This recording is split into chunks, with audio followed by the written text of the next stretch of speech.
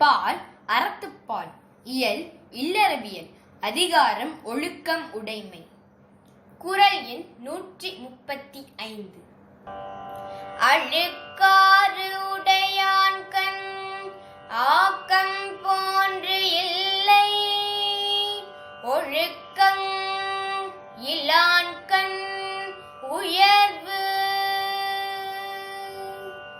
அழுக்காறு உடையான்கண் ஆக்கம் போன்று இல்லை, ஒழுக்கம் இலான்கண் உயர்வு.